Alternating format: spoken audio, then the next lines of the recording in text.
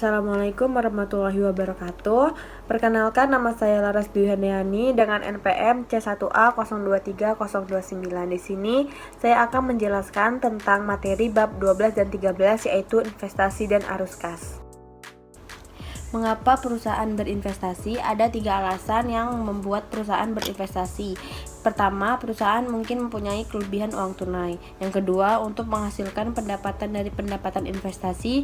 Dan yang ketiga, karena alasan yang strategis. Akuntansi instrumen hutang. Yang pertama ada pencatatan perolehan obligasi, yaitu biaya yang mencakup seluruh pengeluaran yang diperlukan untuk memperoleh investasi, seperti harga yang dibayarkan ditambah dengan biaya perantara atau komisi. Yang kedua, pencatatan bunga obligasi, yaitu menghitung dan mencatat pendapatan bunga berdasarkan nilai tercatat obligasi dikalikan tingkat bunga dan dikalikan tahun penerbitan obligasi. Dan yang terakhir ada penjualan obligasi, yaitu kreditkan akun investasi sebesar biaya obligasi untuk mencatat sebagai keuntungan atau kerugian setiap selisih antara hasil bersih penjualan dan harga perolehan obligasi. Untuk penjelasan yang lebih rinci bisa dilihat pada contoh ilustrasi yang ada pada slide PPT berikut ini. Akuntansi investasi saham. Persentase kepemilikan 0-20% biasanya tidak ada pengaruh yang signifikan. 20%-50% biasanya terdapat pengaruh yang signifikan. 50%-100% kontrol biasanya ada. Akuntansi bergantung pada sejauh mana pengaruh investor terhadap urusan operasional dan keuangan perusahaan penerbit.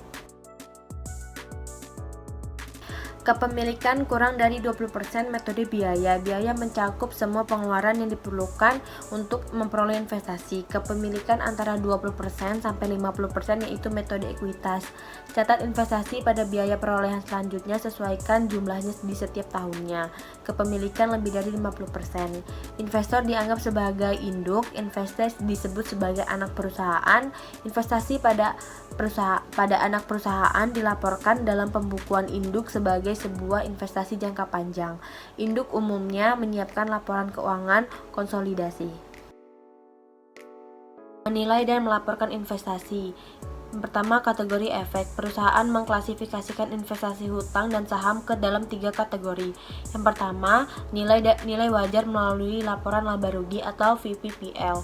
2, sekuritas yang dimiliki hingga jatuh tempo. Dan yang ketiga, sekuritas tersedia untuk dijual atau AFS. Penyajian laporan posisi keuangan. Investasi jangka pendek, surat berharga yang dimiliki oleh suatu perusahaan yang mudah dipasarkan dan dimaksudkan untuk dikonversi menjadi uang tunai pada tahun atau siklus operasi berikutnya, mana yang lebih lama.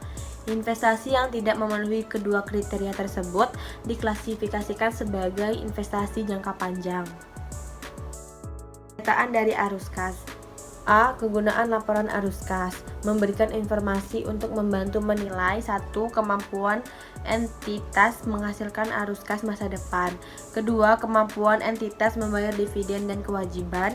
Yang ketiga, alasan adanya perbedaan antara laba bersih dan kas bersih disediakan atau digunakan oleh aktivitas operasi. Dan yang keempat, transaksi investasi dan pendanaan tunai selama periode. B. Klasifikasi arus kas. Yang pertama, pengoperasian kegiatan. Yang kedua, berinvestasi kegiatan. Dan yang ketiga, pembiayaan kegiatan. B. Jenis arus kas masuk dan keluar. Yang pertama, aktivitas operasi, yaitu item laporan laba rugi. Yang kedua, aktivitas investasi, yaitu perubahan investasi dan aset tidak lancar. Yang ketiga, aktivitas pendanaan, yaitu perubahan liabilitas dan ekuitas tidak lancar. D. Format laporan arus kas. Yang pertama, urutan presentasi. Yang kedua, kegiatan investasi. Yang ketiga, kegiatan pendanaan. Untuk membuat laporan arus kas ada 2 metode yang bisa digunakan, yaitu metode secara langsung dan metode tidak langsung.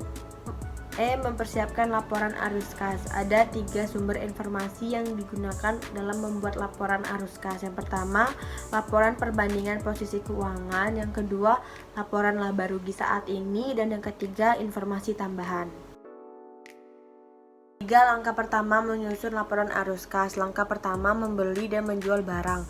Tentukan kas bersih yang digunakan oleh aktivitas operasi dengan mengubah laba bersih dari basis akural menjadi basis kas. Yang kedua, berinvestasi dan pembiayaan. Analisis perubahan pada akun aset dan liabilitas tidak lancar dan catat sebagai aktivitas investasi dan pendanaan.